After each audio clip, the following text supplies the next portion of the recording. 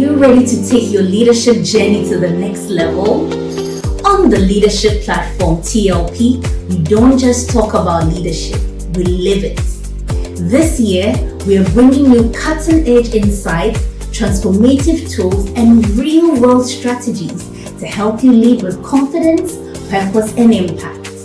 This year, we have 4 seasons with 50 episodes. We will dive into themes such as leading self, leading others, and leading institutions. We bring you Leaders Are Leaders. This monthly session focuses on book reviews, discussions, encouraging all participants to read along with selected books on personal leadership and professional leadership. We also have a time with the CEO. In this segment, we dive into the stories of prominent CEOs who share their insights, lessons learned throughout their leadership journey. We also bring you extraordinary leadership stories, highlighting individuals in our societies who are doing extraordinary things.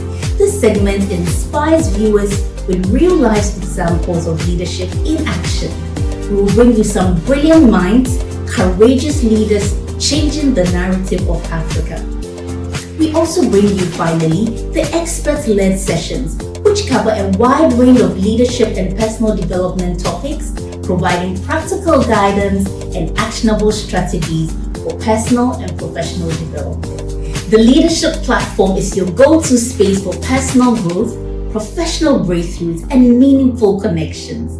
I am Joy Bunsu-Schmutz, co-host on TLP, and I will see you every Saturday, 7 p.m. GMT, live on YouTube and Facebook.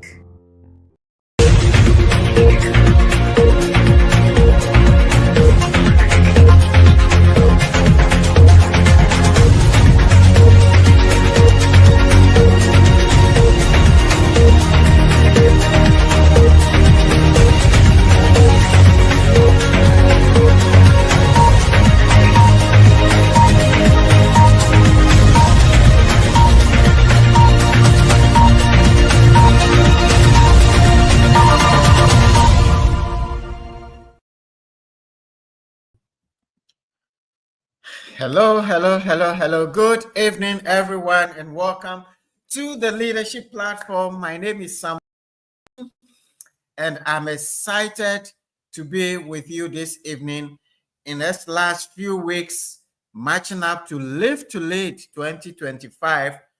The hosts, this John Maxwell coaches in Ghana who have teamed up to bring you Live to Lead are just whetting your appetite for Live to Lead. I would just want us to just show the video for Live to Lead before we launch into the discussion, because today we have an amazing friend of mine who is going to rock us with ideas around the theme for this year, which is leading for sustainable wealth and prosperity, how to empower individuals and institutions to create and sustain wealth for generations. But before then, Gideon... Nobody ever thought their way to success. Nobody ever hoped their way to success. Nobody ever wrote goals on a planner to success. They acted. Action is what attracts. It's the action. It's the movement. People need to hear your story. People need to see your vision. And when you learn to communicate, you pass it on to others, and you help so many people make a difference in the world. So let your dream come out and learn how to communicate it with excellence. Thank you very much. My name is John. I'm your friend. Thank you.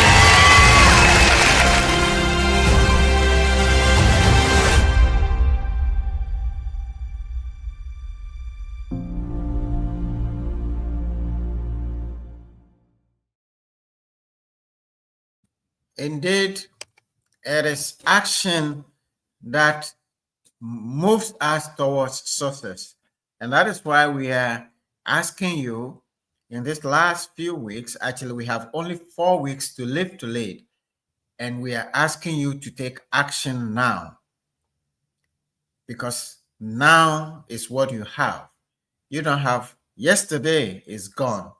Tomorrow may never happen, but you have today. You have today to take action and prepare yourself for Live to Lead. These 4 last weeks are for you, and we are trying to bring you a series. This year, the theme we are focusing on is sustainable wealth and prosperity.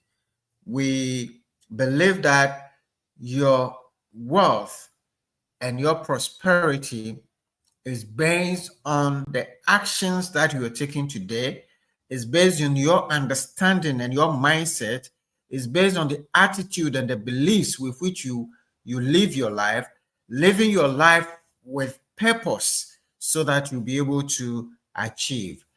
This evening, we come to you with one of the Maxwell coaches who is helping us to bring Live to Lead to you.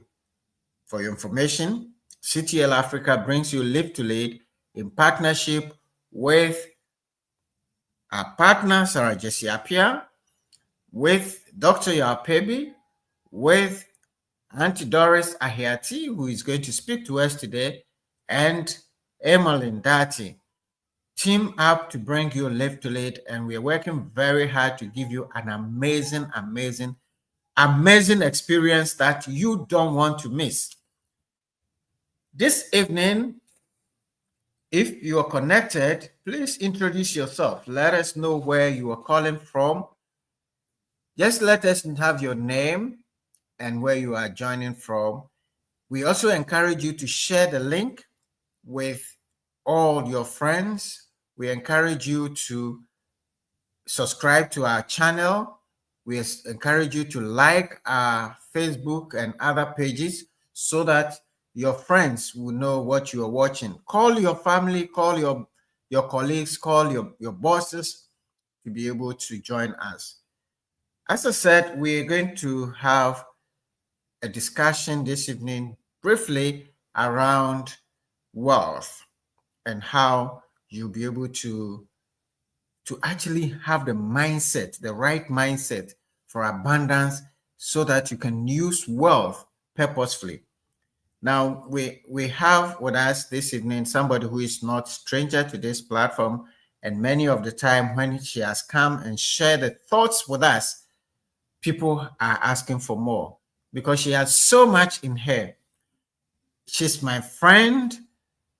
She's a John Maxwell certified coach, and we've been doing a lot of coaching work together. She's coaching executives across the continent. She's a member of the ICF, International Coaching Federation, the Ghana chapter, and she's certified and she's credentialed as a professional coach. So she has a lot in her. She has a long background in the financial sector, and she's made it her mission to help people to be financially free, financially and spiritually free, so that they can serve their Lord, serve humanity, and serve themselves and their missions and their purposes in a powerful way. I'm going to bring my good friend, I call her my Auntie Doris, to the stage so that she can come and tell us what she has in store for us. Coach Doris, how are you? Thank you very much, Uncle Sam. I've noticed you've been calling me Auntie Doris. Is it because I called you Uncle Sam? I'm happy to be here. And good evening to all the audience. Good morning. If you are in a time zone like that, good afternoon. Wonderful, wonderful, wonderful. Now, Doris, when I read your profile and your mission to get people to be financially and spiritually free, when I read it, I'm asking, wow, what is the motivation? Where did that inspiration come from? And what are you trying to achieve with that kind of mantra, if you may call it?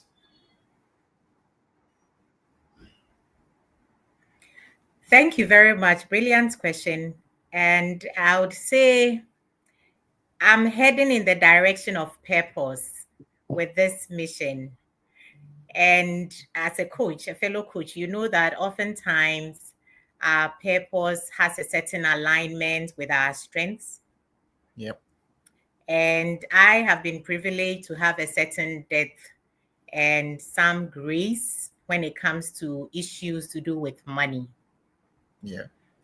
And so around this area of strength where I've also committed myself to in-depth learning, both academically and professionally, that is alongside performance and leadership development, I realized that this was it and it's all come together. I also reckon, like the Bible says, that money answereth all things. That Absolutely. there are many challenges and burdens people are carrying that are connected to money. And sometimes this connection may have to do with the mindset, the money mindsets they have, their understanding, their attitude, and their relationship to money.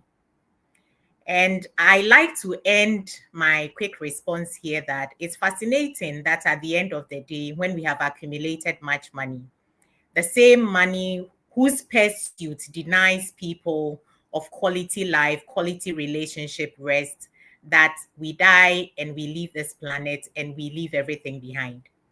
Yeah.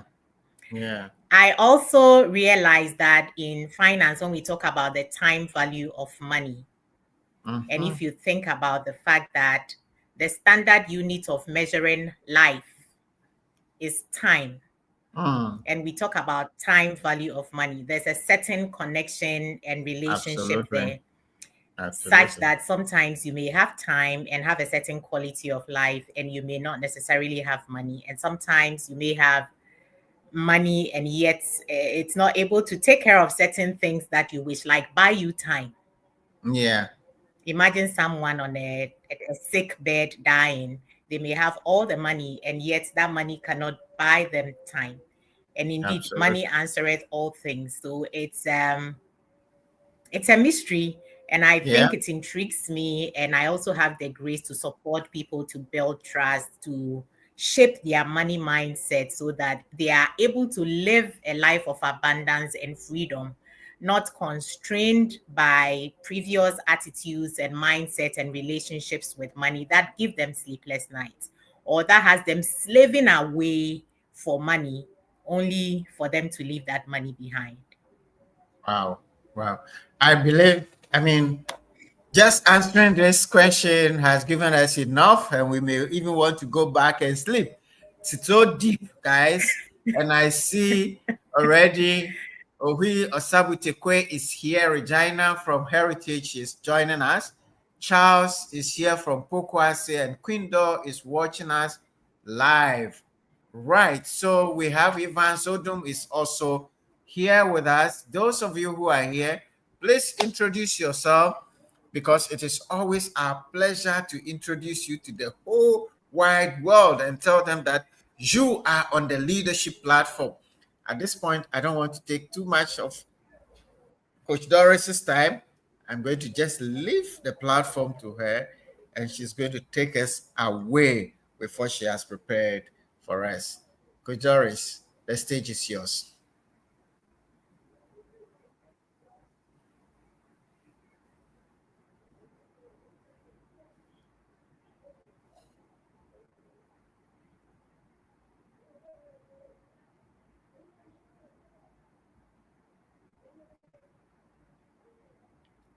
Okay.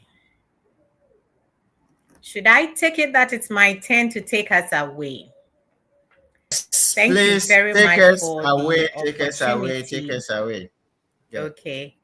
Thank you very much. Could you please confirm that I'm audible to the audience? I'm excited this evening to share with us on the topic, which is leading us up to our Live to Lead come October 10. Thank you for confirming that I'm audible. So I'm going to take us through this quick. Very audible. We can hear you. We can see you. Thank you. Okay. Thanks for confirming. So I'm taking us away in a quick 4-5 agenda points presentation, I'll paint a little bit of background to this subject of sustainable leadership, multiplying wealth or income and impact.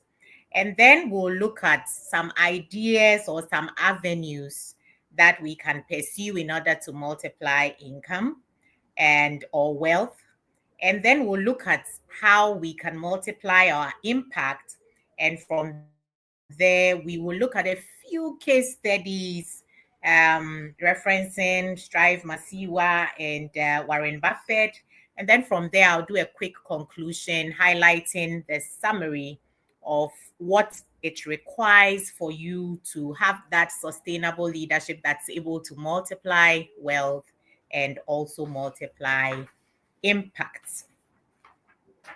So getting straight into the subject, in case you are curious, what does it even mean for us to say that we are multiplying wealth and impact? The subject is essentially focused on the things that we can do so that we are able to grow and increase our financial resources.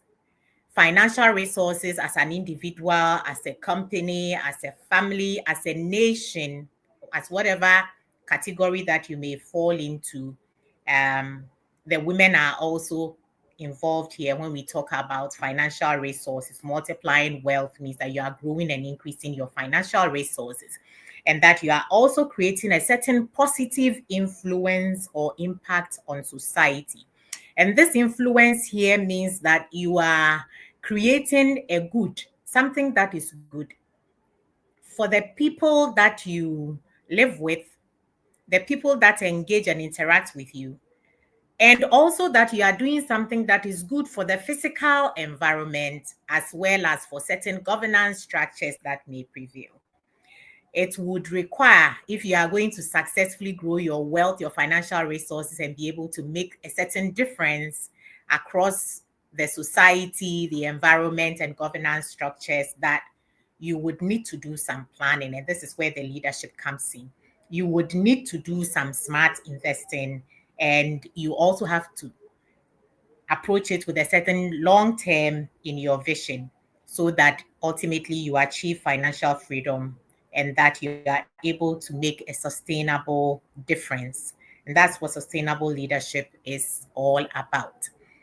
The question that I like to throw to you all and also to myself is, where are we today as individuals, as societies, communities, as a country? Those of you who are in Ghana with me, where I've joined this call from, globally, where are we now when we talk about multiplying wealth and impact?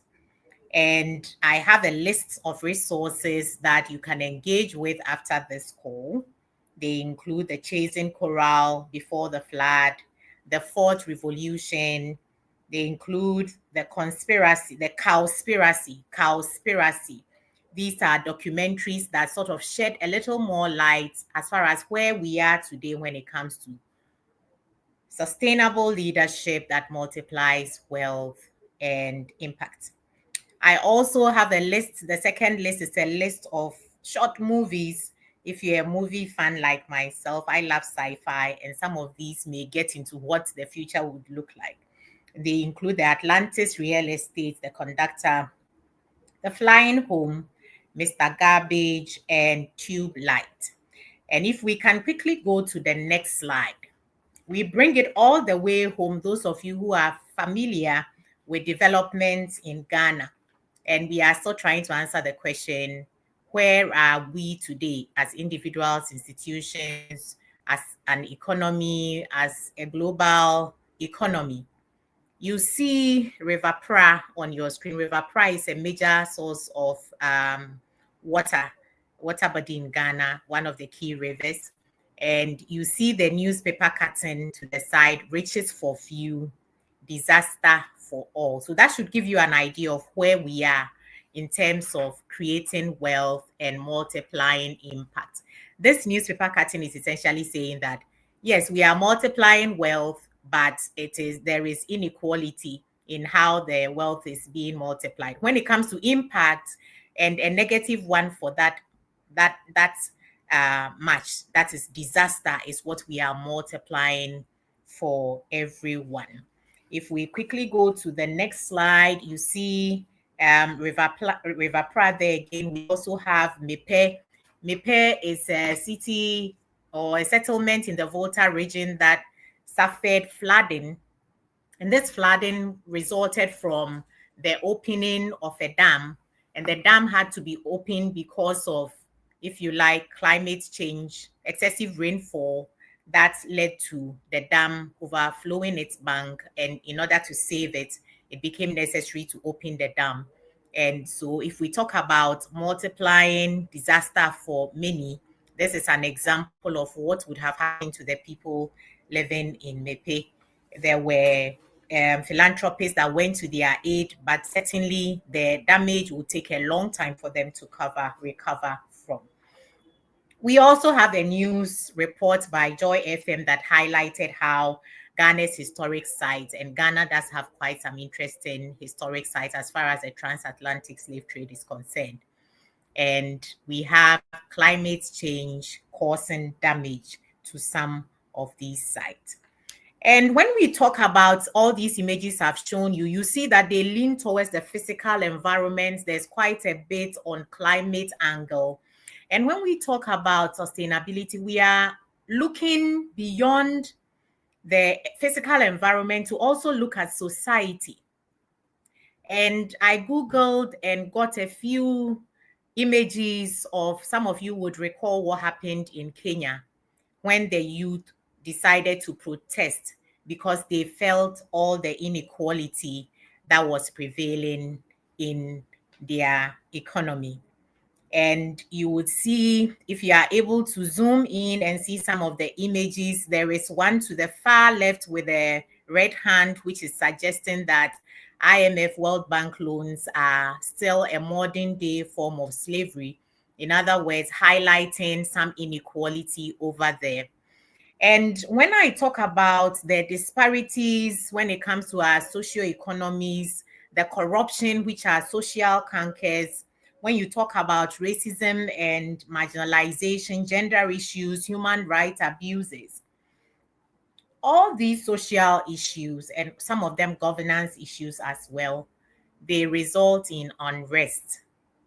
And when these unrests happen and people are dissatisfied because of the extent of inequality, they may riot, and riots can develop eventually into a full-blown war. So we have peace being destroyed. We have conflict situations coming up as a result of these social inequities and inequalities. It's also worth noting that when we get into that stage where there's conflict, unrest, and war, lives are lost. Lives are lost. And that is where sustainable leadership becomes of essence. If we are talking about sustainable leadership, you see that the United Nations Sustainable Development Goals have been put together to tackle just that, to help address some of the inequalities that currently faces the world. So it's painting the picture that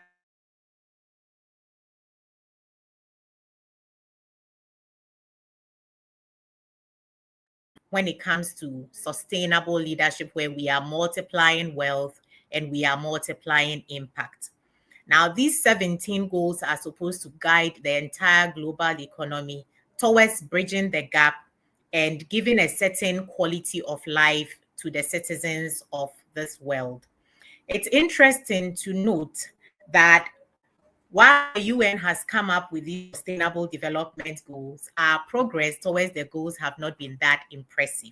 It was estimated around 2020 that a budget of about 3 trillion USD would be needed in order to achieve these goals.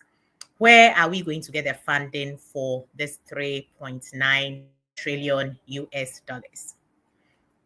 And if you look at progress we've made so far as far as achievement of these goals, we are on track for about 15% of them only, and we are behind on as many as 37% of the goals. In fact, some of them have either stalled or we have retrogressed as far as achieving the sustainable development goal. And this is where sustainability frameworks that are presented in the form of ESG become handy. And they become handy because they provide a framework for measuring and reporting sustainability, so that this conversation we are having this evening about multiplying wealth and impact will not just be a mere talk, but it would be substantiated by the kind of performance reporting that is done. And so the ESG has a way of helping to mobilize funds as well. And on that scale, we have ESG assets going as high as something projected to reach 53 trillion for 2025. So these funds are there with a framework to assess whether you are truly according to the sustainable standards that we desire. If you report a certain level of compliance, then you are able to tap into the financial resources. So you already see sustainable leadership there, where funds will be released to you for whatever project, for whatever business, for whatever venture problem you are solving, so long as there is evidence to support the fact that you are creating a positive impact. Now, when you come to ESG is currently the avenue through which the Sustainable Development Goals would help to achieve sustainability. And still painting a certain background today and its demands. So if you are a leader and we are talking about sustainable leadership, one of the key things you want to pay attention to is that your focus is combining financial discipline as well as a certain social consciousness. So it's not just about money, it's not just about numbers that relate to a certain currency, but you need to be socially conscious.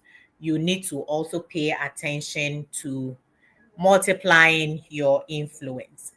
The second thing that is important for you to pay attention to, and which we are exploring in this session, is how you can make money at the same time make a certain meaningful impact, creating wealth that will, in addition to filling your pocket, would also be fueling purpose and impact. And it was interesting how at the beginning, Coach Sam had touched on where I'm heading with my purpose, which is a passion to support people achieve financial and spiritual freedom through learning experiences. So the question I want to throw to you is, what if your financial success could automatically uplift others too?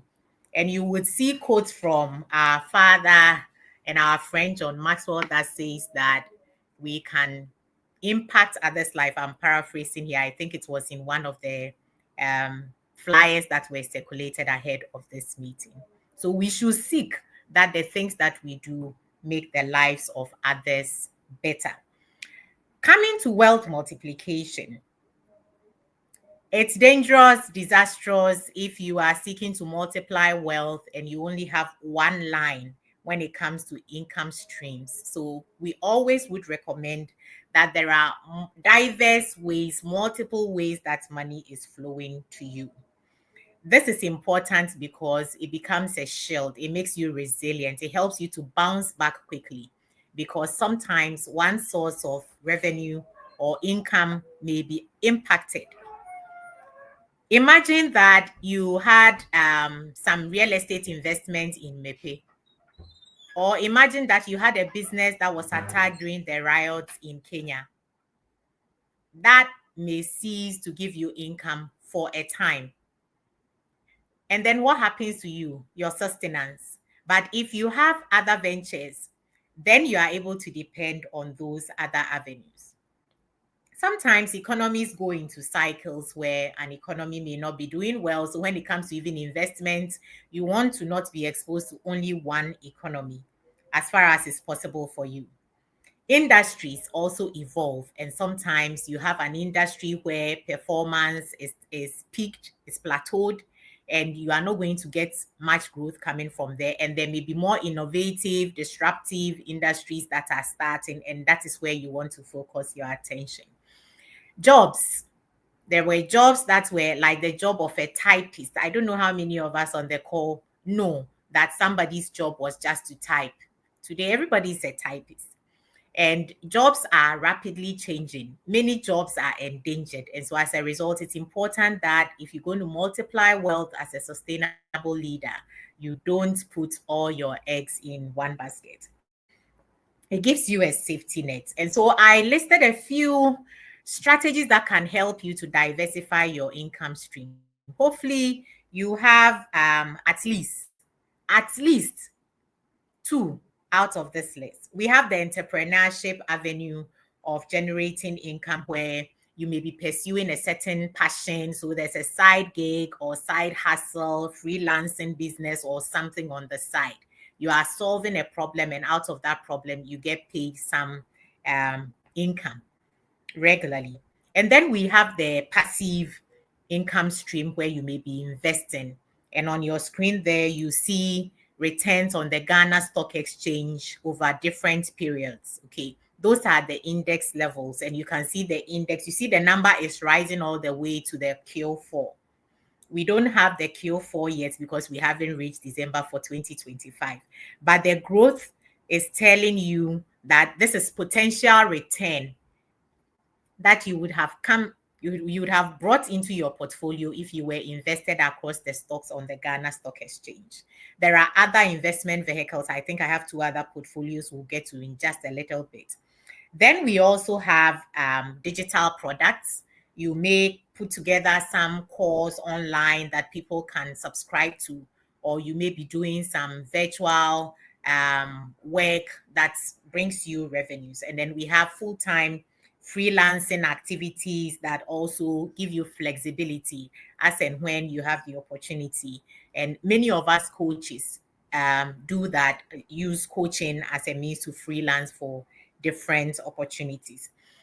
The one that is not often mentioned is tax optimization, where you understand the benefits that will accrue to you and you are able to manage your tax liabilities, of course, with the support of a professional, so that you reduce how much you have to pay in taxes legally, because you are taking advantage of opportunities that are legitimate. And at the end of the day, that can also lead to higher income for you. Now, if you look at the sample portfolios, these are portfolios that were put together for me. The stock exchange numbers you saw there were supplied to me by the Data Bank, which is a fund manager in Ghana. And we have Republic Investment Services Limited supplying me with these sample portfolios, 3 portfolios. And the important thing for us to note here is that there are 3 different portfolios. One is what we call the conservative. We design it for somebody who doesn't like too much risk. And then we have the moderate portfolio for somebody who is able to tolerate a certain reasonable amount of risk. And then we have the aggressive, being the type of portfolio we design for somebody who has a great appetite for risk. And I like to say that in wealth creation, even here, you see leadership showing. Leadership showing in the sense that if you are going to embark on an entrepreneurial initiative, it takes vision for you to see that there's a problem here and I can help address that problem, and I'm going to address it for a certain level of income and impact. That's leadership. Then if you talk about investing, whether it's stocks like I've shown to you, whether it is real estate that you are going to go into, it also takes leadership for you to say, my money is not just going to sit under my bed. It's not just going to sit in some savings account or current account, but I'm going to put that money to work. It's a leadership initiative. It's a leadership mindset and a sustainable approach for that matter, for you to not bury the money in the ground, but to put it to use. By putting it to use, it's going to benefit projects where we have what we call the deficit units, institutions, projects that need money. That money you are investing is going to support them. So right there is leadership as well. If you are using tax optimization, it means that you are scouting for opportunities and you see the opportunities the law has provided in the tax laws and you are making prudent use of it. Then when it comes to the different types of portfolios, you see that we explore different risk opportunities. You get rewarded for the risk that you take. And we don't take it for granted that there's diversity among the people that we engage with. So for somebody that has a low tolerance for risk, there has to be a portfolio with a lower exposure to risk. And for someone that has a great appetite for risk, we also have made provision for them so that nobody is left behind. The risk return trade-off is exhibited per selected mandate. So for all these portfolios that you state, there's a conversation with the client before we settle on it. And you need to think through these, ask questions, and you are supported by fund managers to select what works best for you. Now, getting into leadership skills for sustainable wealth. Communication will be one of the key skills if you are going to be a sustainable leader that is able to multiply wealth and at the same time multiply impact. You would have seen right there when we went through the different categories of multiplying wealth. How are you going to understand the problem that people are dealing with if you are not communicating, if you are not collaborating? How would you understand and be able to pull together the solution? If you are able to do it by yourself without collaboration, maybe you may not be able to scale the solution which you are providing either through entrepreneurship or in your investment.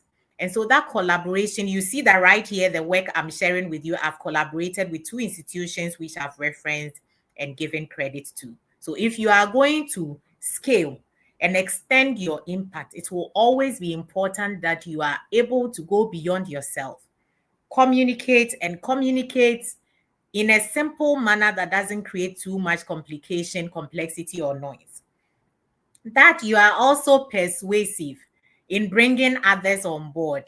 I needed some input for my presentation. What do I do to get the buy-in for them to give me the statistics that I need for the work I'm doing? If you are going to set up a project, a company, or whatever venture you are going into as an effort to multiply wealth, how are you able to do it if you don't have persuasion skills, which is important as far as communication is concerned?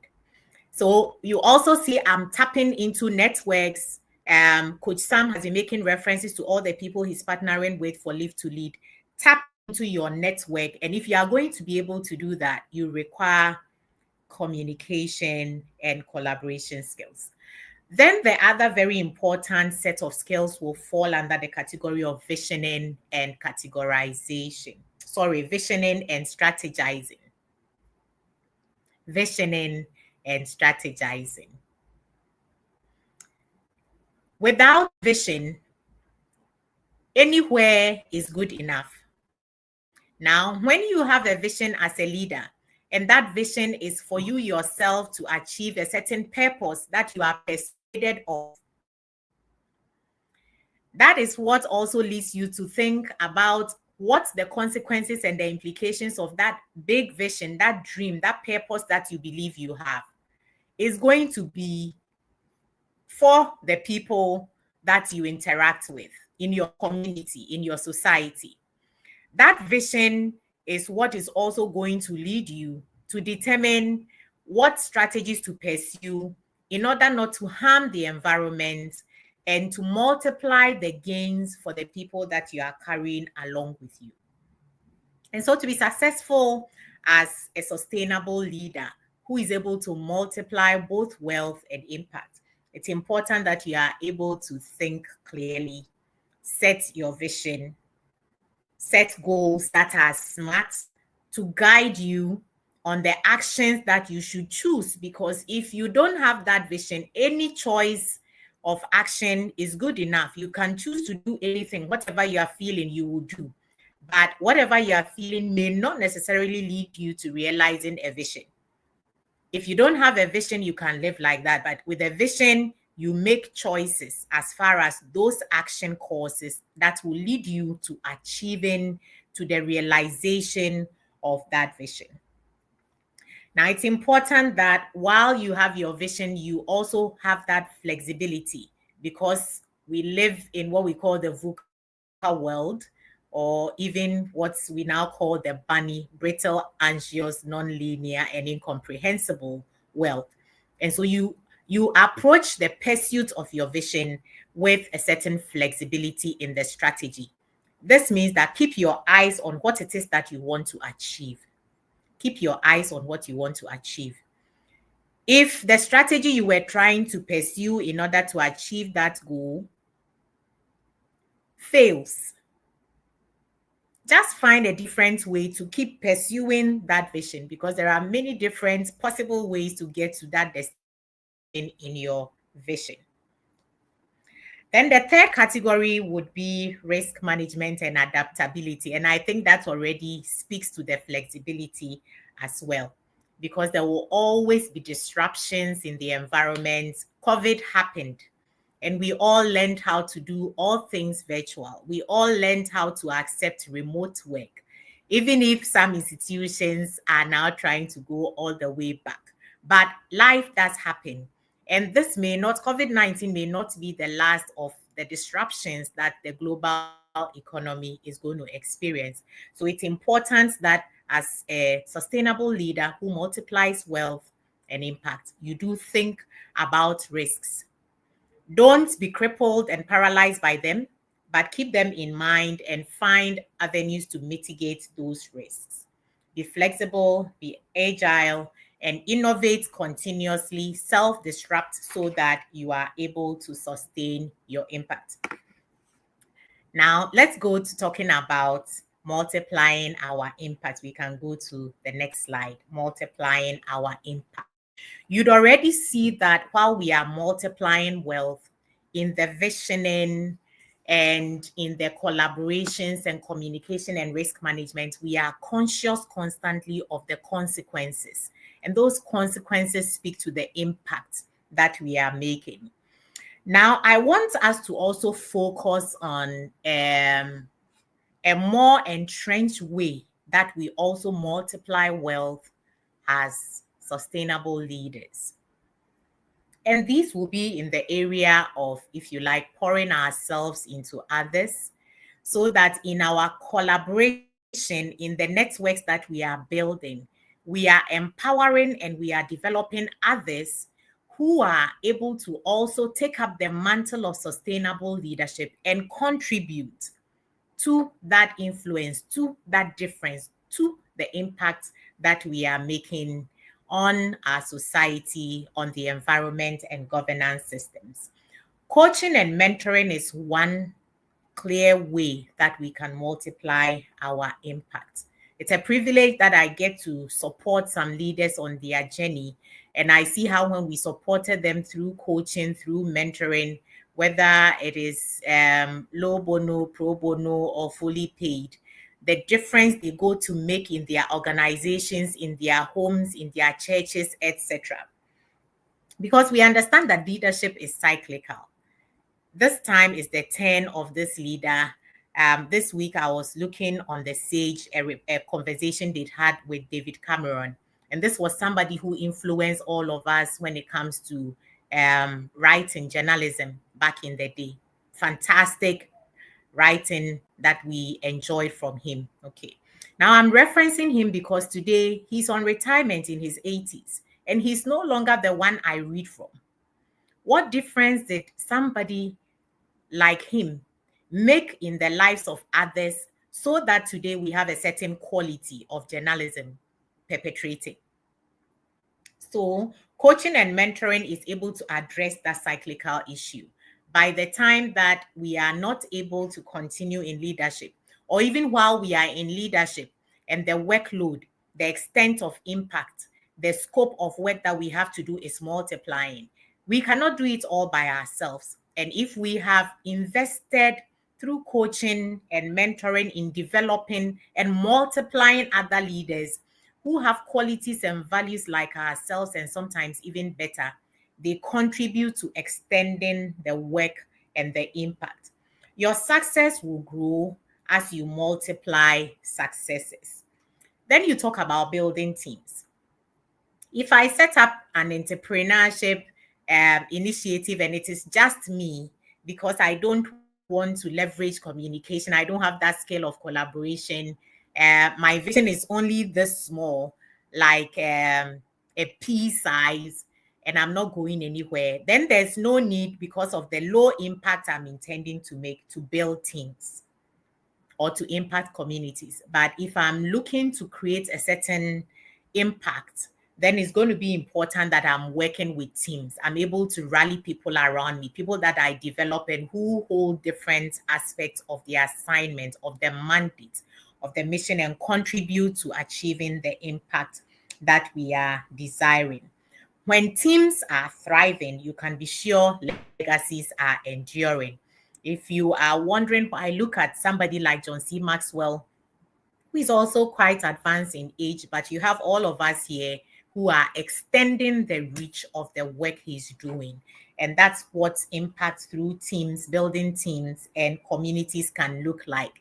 Some of you have been attending the leadership platform for years now, and you are part of this community. Saturday by Saturday, you are also being influenced, and I believe you are making impact in your own right wherever you find yourself right and in your corner. And then we have problem solving products and services that are also an integral part of multiplying impact. So as we seek to multiply impact, it's important we pay attention to what problems there are in our communities, in our immediate environments, governance issues, and then we should be interested in addressing these challenges, because the challenge sort of undermines the sustainability.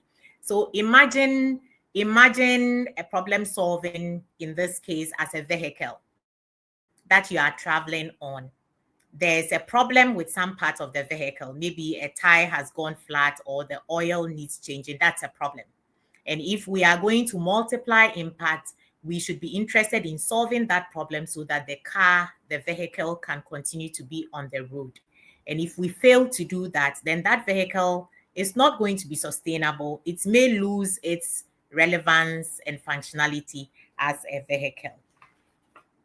So as I steadily bring the conversation to a close, I want us to look at some case studies of leaders that have demonstrated sustainability in their leadership. And the emphasis of my case study is on Strive Masiwa, who is a proud son of the continent. He has crossed the T's and dotted the I's in the area of entrepreneurship and wealth creation, also in philanthropy and impact, as well as sustainable leadership. He founded Econet Wireless. He overcame significant government resistance, yes. And this was in Zimbabwe. He built a Pan-African telecom giant. He's expanded beyond telecoms into digital infrastructure, renewable energies, fintechs, investments, and he's created diverse income streams across Africa and beyond for many, many people. He's built businesses that employ tens of thousands, and he's proven that entrepreneurship can drive both profit and continental development. He co-founded the Higher Life Foundation, which has supported the education of over 250, that's 250,000 African children and counting. Most of these children are orphans and vulnerable youth. That's problem solving right there. During the COVID crisis, he mobilized resources for healthcare systems, and he's also shown leadership beyond boardrooms. His philanthropy is not charity-based where he's giving you fish. He's actually empowering people by teaching them how to fish. So there's long-term empowerment that he's granting these people through his philanthropy project. Income and impact are not separate pursuits. when it comes to sustainable leadership, we need to understand that income or wealth and impact, they actually reinforce each other. Imagine that because you supported the well-being of the people in your community, these people are thriving and they are doing well and they have purchasing power, they have money. So they can now come back to your institution and they can buy more and your business is now growing. So that's how cyclical, that's how wealth and impact reinforce each other and become sustainable in the long term. And this references back to the SDGs and the ESGs I started with. We can leverage wealth to invest in people, and this will multiply our impact and also create a living and sustainable legacy. There are a few other instances that I'll quickly highlight, and these would include Warren Buffett. I'm sure you all know Warren Buffett and the difference he has made when it comes to sustainable investing. The old man is in his 90s, and his portfolio, because he carefully selected how he's multiplying his wealth, we have not quite heard that his portfolio has been significantly impacted, whatever trends that we have in the global economy. So long-term value investing can help you to compound wealth. And if you are looking for multiplying wealth, Warren Buffett is another such example. There are also some countries that have shown an example in multiplying wealth as well as multiplying impact in a sustainable manner. And they would include Singapore. I won't go into the details because you have an idea who Singapore is as an economy, South Korea as well.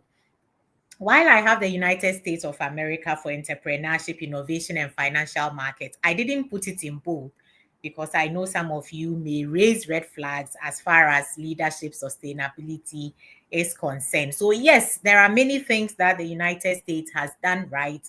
And if you want to bring the debate on, we would have to take it up offline.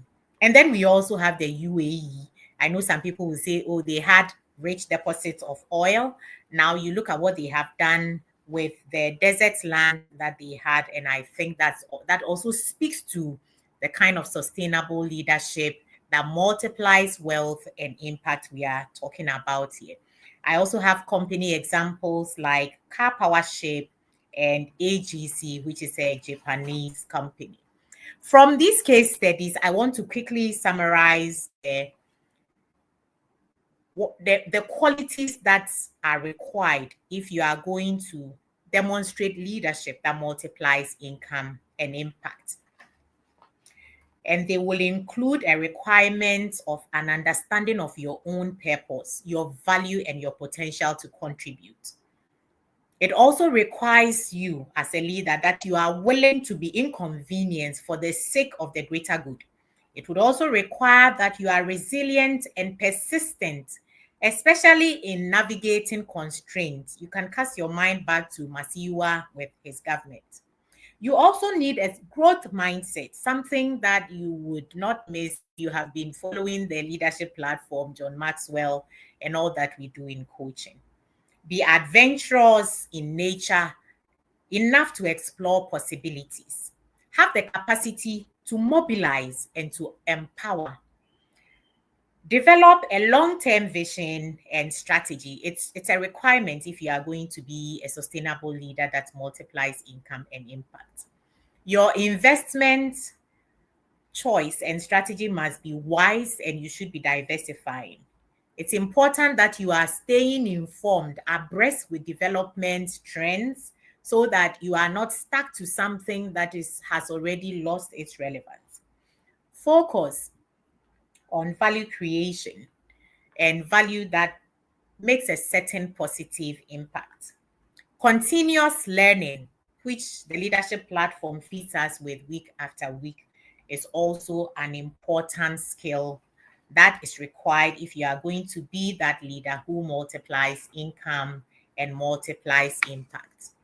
To finally conclude, I'd say that sustainable leadership is about balance. It's about multiplying income for stability. It's about multiplying impact for legacy. And it is for posterity to judge whether we have actually multiplied legacy. Every decision that we make, whether it's in business, whether it's in the home, whether it's in investments or leadership, is going to impact countless humans. It's going to impact the environment systems. Decision which can either be self-serving or legacy building needs to lean more towards the legacy building angle. So decide carefully and decide in favor of sustainable leadership. When we have combined income and impact, what we create is a certain ripple effect that will benefit not only us as individuals or we and our very close loved ones or family. We create a ripple effect that benefits communities, that benefits the environment, governance systems, and ultimately even unborn generations.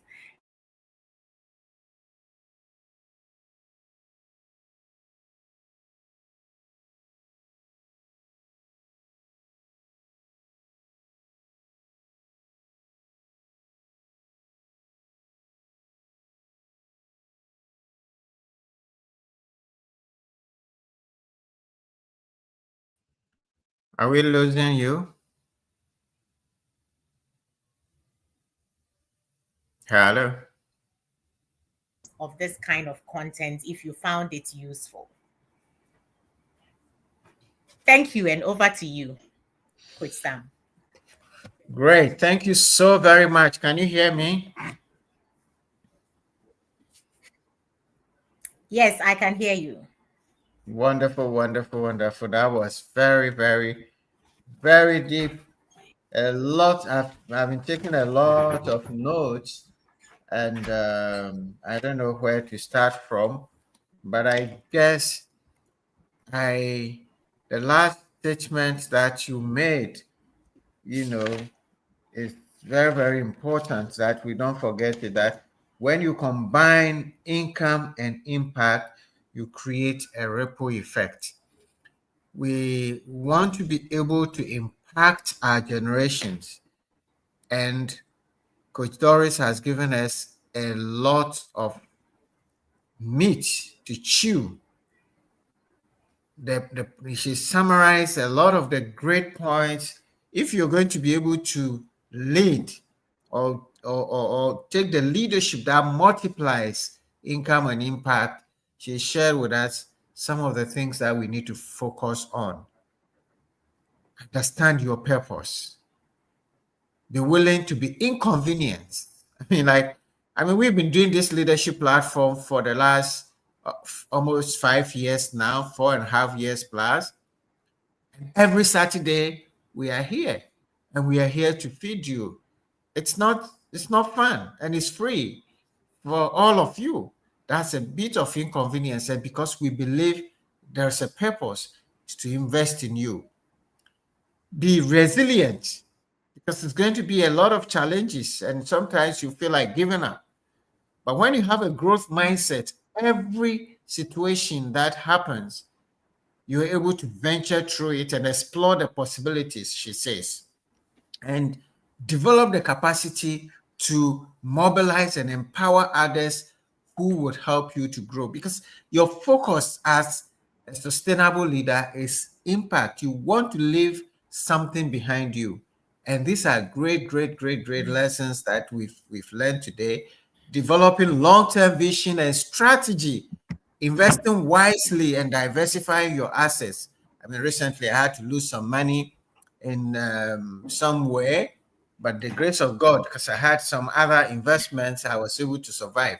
But otherwise, if everything is in one basket, once that basket falls, you are dead. But we are in a changing world, so the ability to adapt different approaches has also been emphasized, and because that is what is going to enable you to create the value.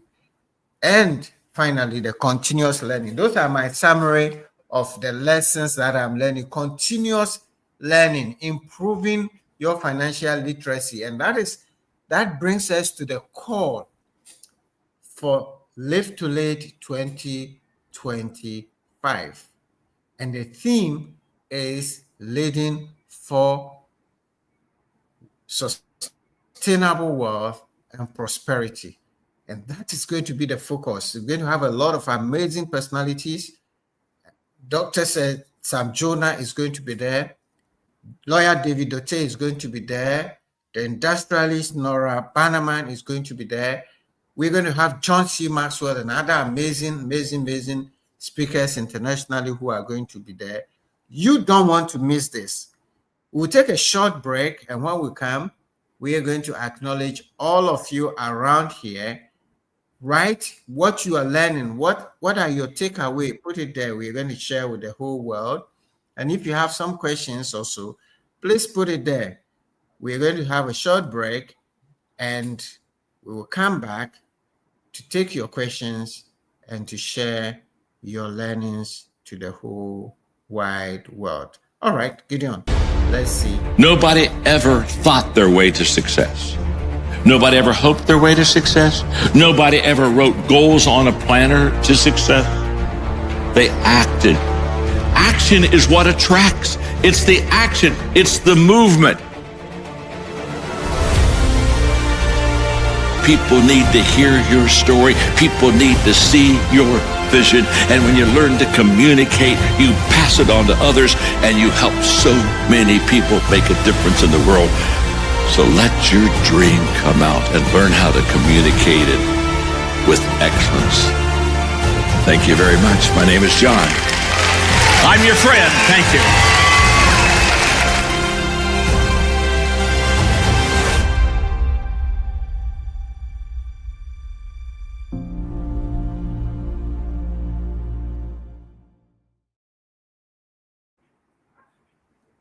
Great. So please don't sit and hope your way to success.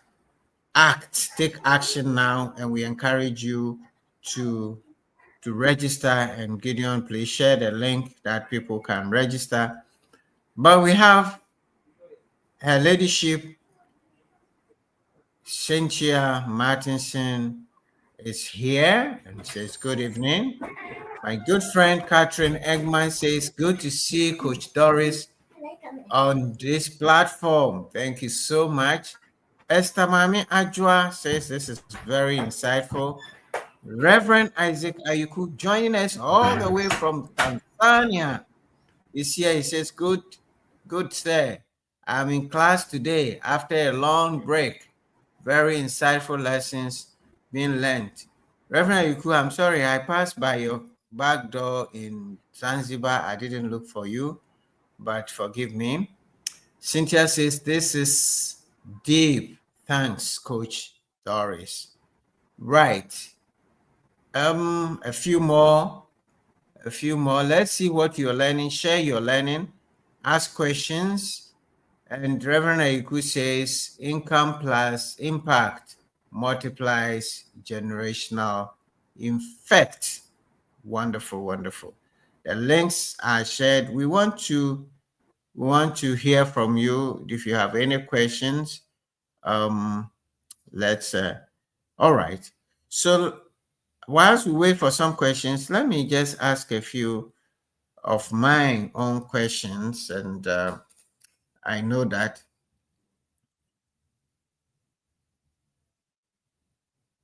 sorry. Where is Doris? Let me bring Doris up on stage, and let Tara also come on stage. Hello. Yes. Do we have Coach Doris? Or we lost I think we have some internet connectivity. All right. Gideon, please reach out to her and let her join us. Sarah, what are your thoughts? I mean, these were great lessons. I've just tried to summarize some of the things I picked. Yes. Yeah. These are very, very deep. And Coach Doris, thank you so much for the learning today. And for me, what really struck me is what I think Isaac Ayuku has even put on the comments. Income plus impact Yes. Equals multiplication of generational effects. And the thing is that I also like what Doris shared, that for sustainability, we have to think about the long term. It's not just the short Yes. run. But whenever you are thinking, think about it's a marathon. You're not running a sprint. So it's the long term Absolutely. effects that we have to think about. We're not just thinking about ourselves here, but even for our grandchildren and our great grandchildren, what we are leaving behind. And I love the fact that it's not just about financial wealth, but looking at even our environment, making sure Yeah. that the natural resources that we have are really taken care of, that we become good stewards and we have governance policies in place to ensure that this natural resources that we have been entrusted with will be still around for our future generations. So, Doris, this is really great, and thank you so much. Indeed, I mean, that's absolutely important. The environment and thinking about the next generation is important. Now, Coach Doris, I have a question. I mean, you are a reverend minister, and you know the around us in Africa, we have all the resources, and then we also have all the spirituality, and sometimes it seems as if our spirituality is standing in the way of our wealth creation, the way we think about spirituality, expecting God to give us miracles that, you know, I mean, overnight we are spending hours and praying and fasting, which is great. But the direction of the praying and fasting is like God has to do everything for me today, and I claim my prosperity and my wealth, and I finish all that all night, 24-hour, 48 days prayers, and I go home and I go and sleep. And all around us is filth, and all around us is the water is broken, and all around us is corruption. What's your commentary or how do we decipher this and try to ensure that we sustain our spirituality and at the same time optimize the gifts that God has given us, without pushing everything to God to do for us? Thank you. It's an interesting question and fascinating how you put it. I think our spirituality, if anything, should not stand in the way, but rather it should make us audacious. Our spirituality should be what gives us the confidence to dare, to advance, to fiercely.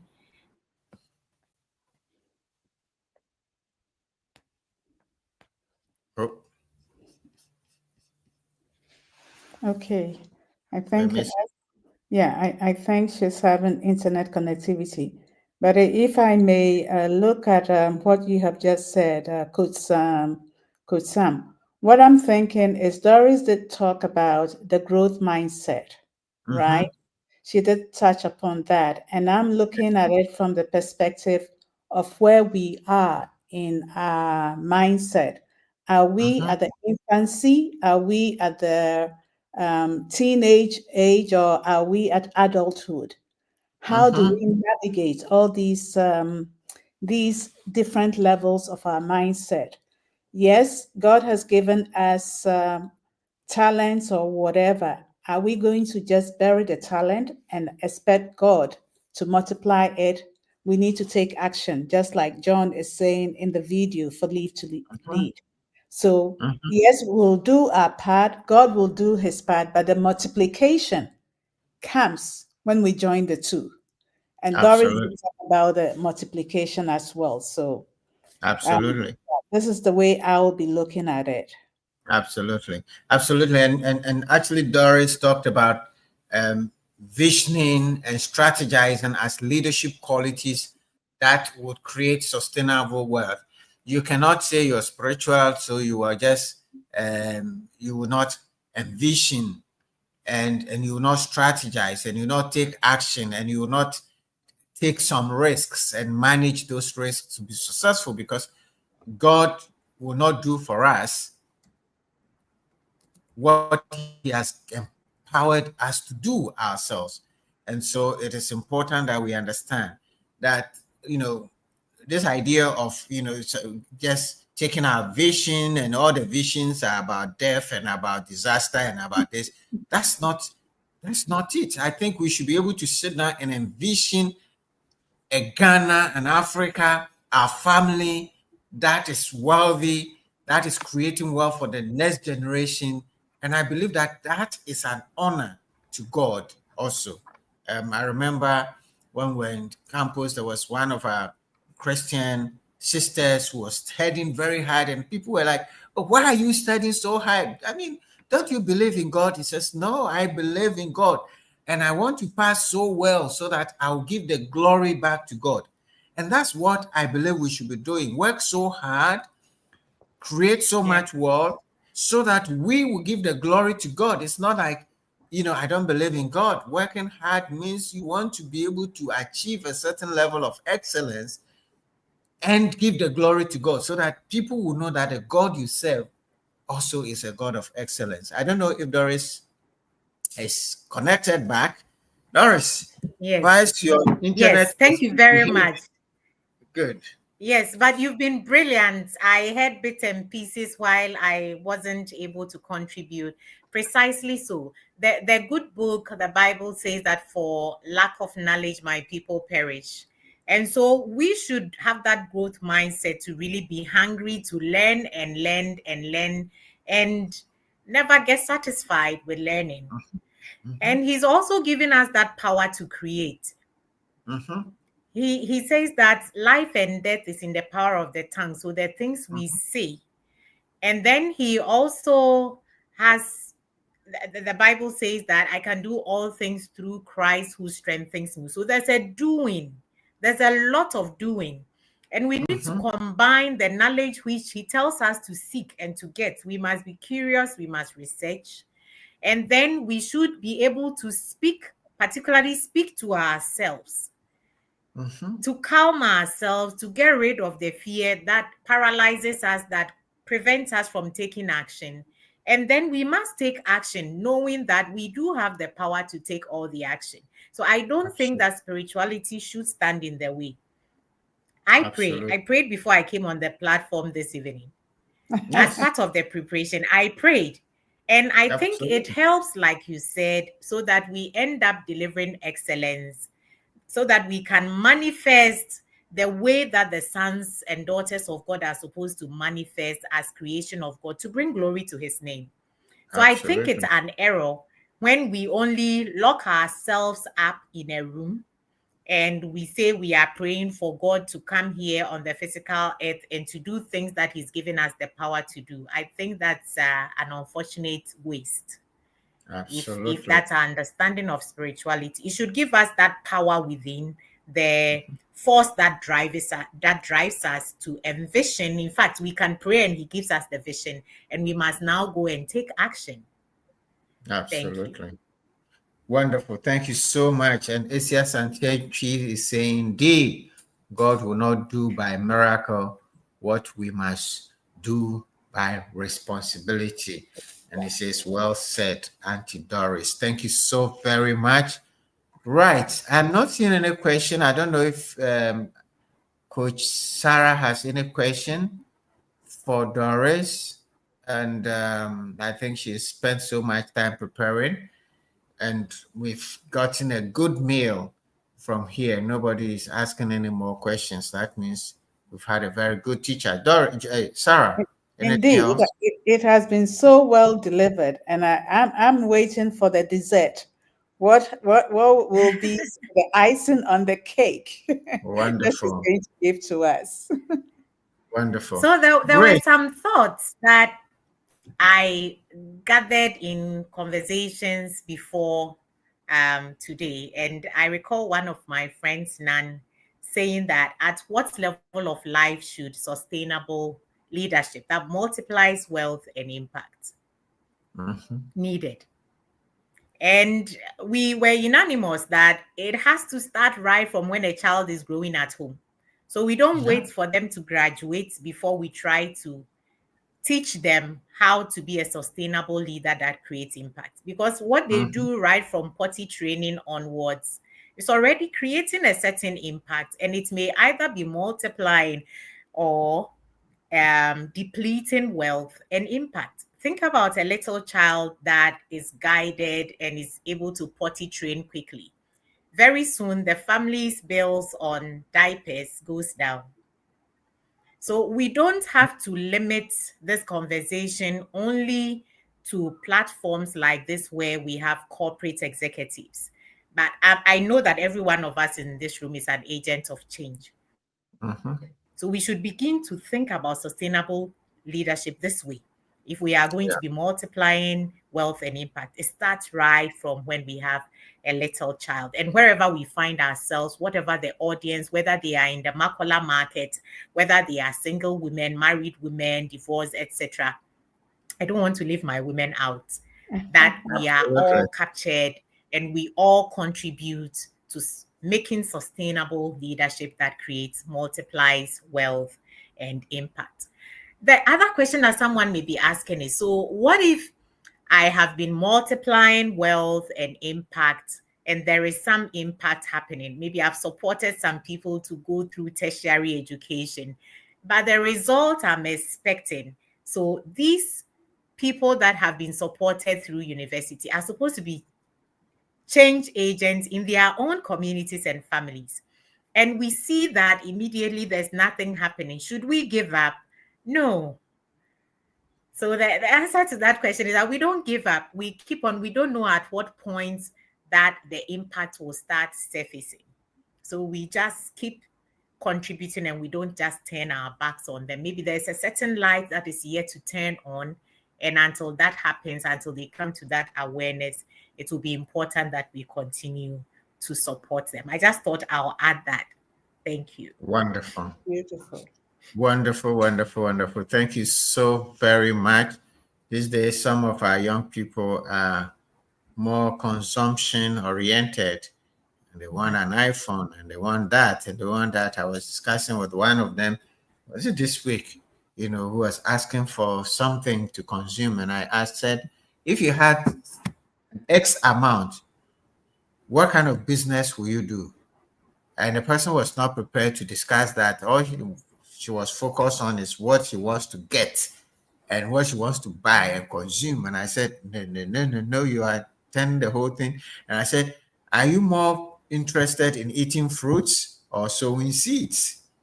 And I think that is the mindset that people need to begin to think about, that we are prepared to sow seeds. And it is in sowing seeds, long term, like you said, Doris, long term thinking, that mindset that whatever I have, I want to sow it, invest it, and multiply it instead of consuming it today. That is the mindset that is sustainable in leadership. And I want to thank you so very much for that. Good. I see Alex Nyamiche says, very insightful presentation. God bless CTL and Madam Doris. God bless you.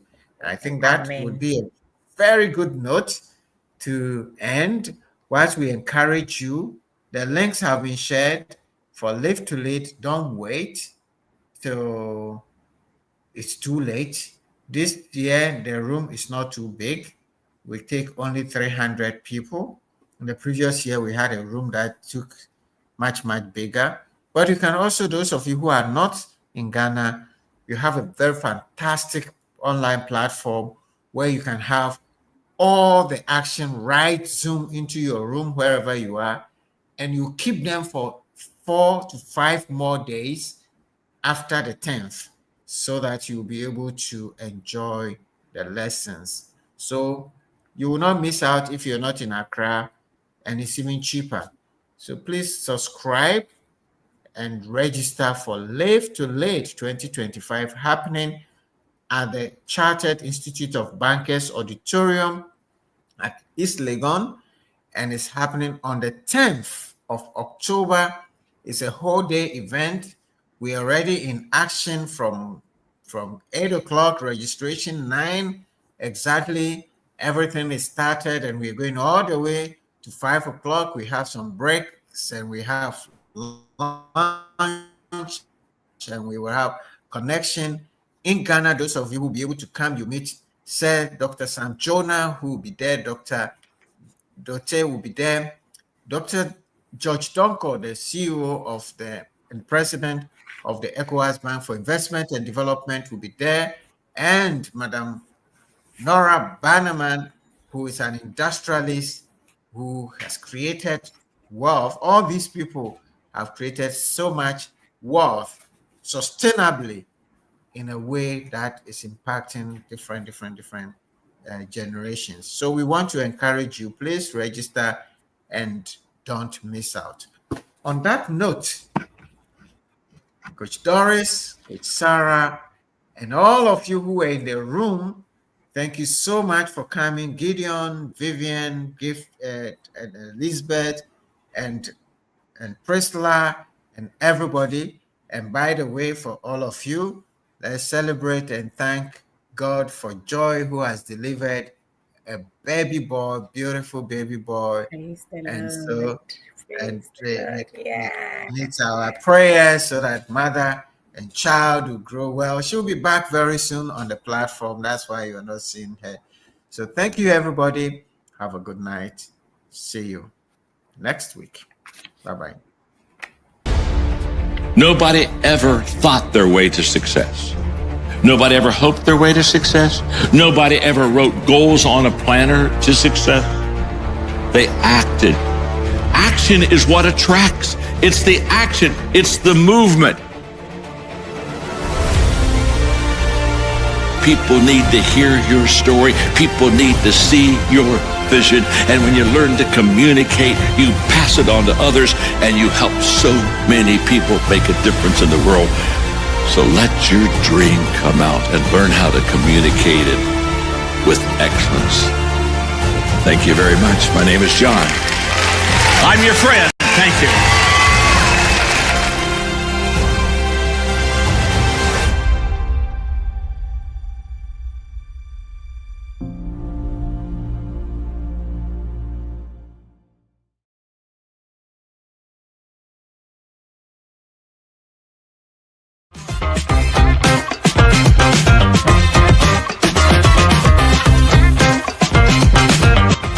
And by the way, if you haven't subscribed to our channel, do that now.